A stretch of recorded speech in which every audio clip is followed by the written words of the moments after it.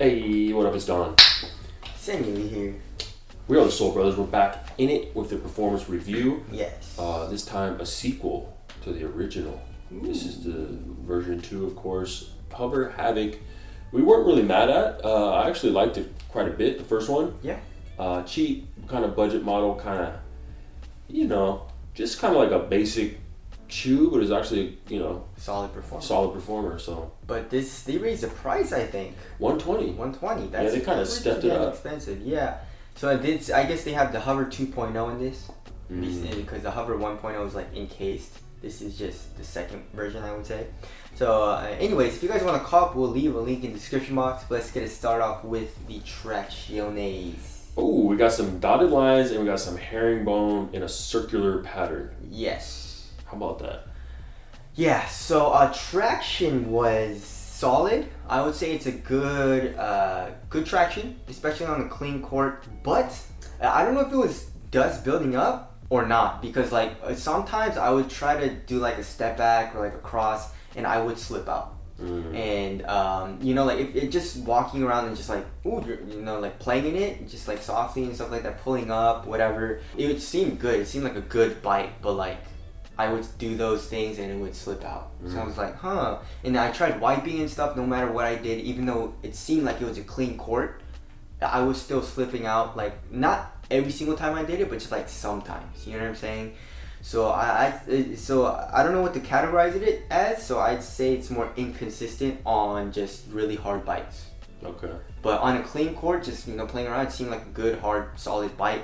Dust, it didn't really seem like it picked up a lot of dust. Just your casual wipe should be good. Like the lines, the herringbone, the actual herringbone line is actually pretty thick. Yeah. So dust can get stuck on that surface. So it seemed like it was picking up just a little bit, but nothing horrible. It looks like it's just covered in dust. Yeah, but I guess it's just because it's a super, super white. Exactly. So it looks dirty. Yeah. And also durability seems very good. Yeah, it's a strong rubber. Yeah, I just bent my nail. Very, very hard rubber and very deep groove as well. So outdoor use should be fine and durability should be fine. So besides the inconsistency in the hard stops, traction's good. Right. And sitting right on top of that or under it, depending on how you look at it, is a shank plate called the propulsion plate. It's just plastic. It's just a plastic TPU midfoot shank plate, but yeah. I guess it's a new thing. Yeah, you can see it in the holes, the black part. Yep. And then it also comes here where it says Hovr on the lateral side. Yeah. And it's just a shank plate. Yep. So there's that. All right, moving on to the cushion. So feel it. It's pretty nice. I mean, it ain't Hovr though. Comparing it to feel the Curry 6. The Curry 6 feels real. I don't know where my Curry 6 is. Right over her. Isn't it way softer or am I tripping? I think you're tripping. Am I tripping? I think so. Really? No? I don't know. No, feel it right here in the Curry 6. Real stiff. I guess it is real stiff right here.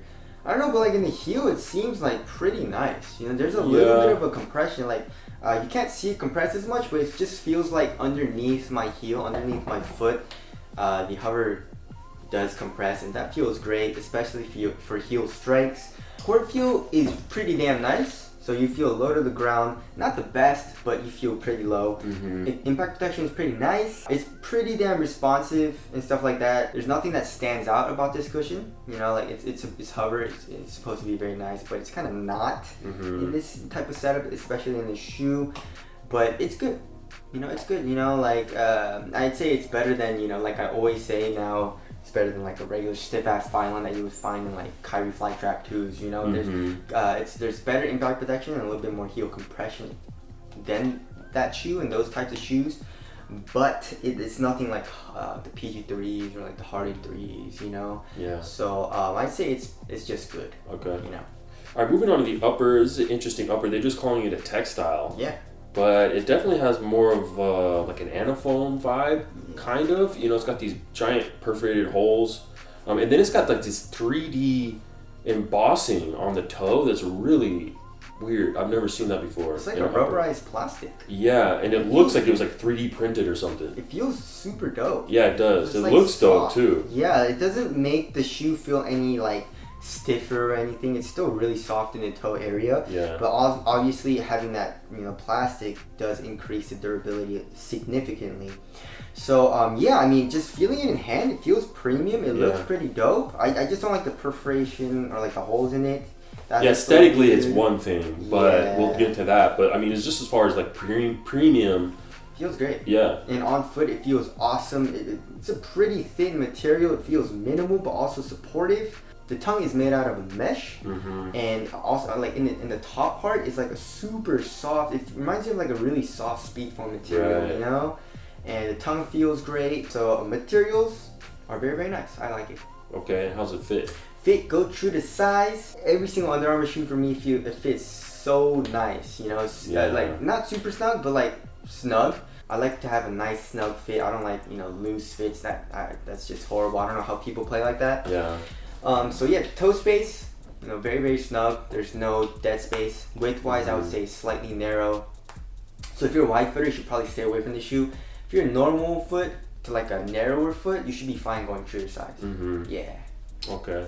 Support and lockdown? Support and lockdown was awesome. I feel like for lateral containment, the hover cushioning does come up significantly to cage you. So lateral support is very good, especially this upper being supported also does help with lateral containment. The ankle support was actually pretty good. I wouldn't say it's the best, like you know like the Drive 4 and stuff. It's not as good as that, but it's better than like a low or mid. You know, so if you want a little bit of ankle support, you'll probably get it here. Yeah, and also I felt pretty laterally stable. It's a stable base. You're low to the ground, and the base is pretty wide. Yeah. So lateral stability is great. So support and lockdown is good in the shoe. Okay, cool. Let's touch on weight. 10.62 ounces, super light. Crazy light. Very light. So shout out to Under Armour for making light and minimal shoes. I feel like that's Under Armour's thing. Yeah. You know, very light and minimal. Adidas is very heavy and bulky. Yeah. And Nike is just a mix of both. Yeah. You know what I'm saying? So I like light and minimal, and who doesn't? Yeah. You know what I'm saying? As long as it's supportive, it's fine. And also, it feels very responsive. Traction is good besides, I guess, like the inconsistency on hard stops. But you're going to feel light on your feet with the shoe. Moving on to break-in period, there's really none. I mean, yeah, it's great right out the box. So you should be fine. Okay, and then step-in comfort? Step-in comfort it's okay.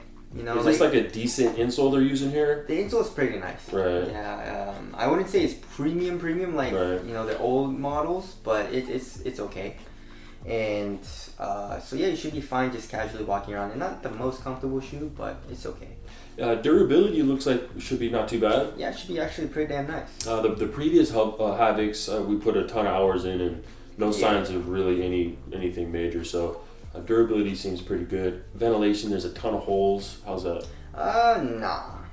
It's on the warmer side. Okay. Yeah. Aesthetics, no. I like this color a lot. Yeah, the color's sick. I like this color and the gradient on the midsole. Yeah, there's definitely things I like about it, but as a whole, yeah, it's alright. I like it. Yeah, you know, it's really just the perforations. Yeah, it's just these holes that I don't like as much. Yeah. But anyways. But I guess let's wrap it up. Yeah, $120. They bumped it up. Yes. I wonder if the low is going to be cheaper. It should, maybe $10 cheaper. Yeah, $110. Is there a low? I don't think there is. I don't think we've seen a leak of a low yet. Well, last year they did a low and a high. Yes, I think the low came out first. Yeah, it did. But anyways, so $120 is pretty damn cheap. I'd say budget, you know, borderline mid-tier pricing.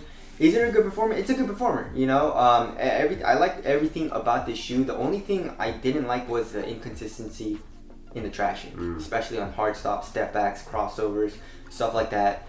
I just slipped out a good amount, which sucked. Yeah. You know? But everything cushion is pretty nice. Material support, you know, it feeling light and minimal. So I'd say it's a good performer. Definitely not top tier though. I wouldn't say. You know, like comparing it to like the PGs, Hardens, stuff like that. I'd say it's one step or two down underneath those.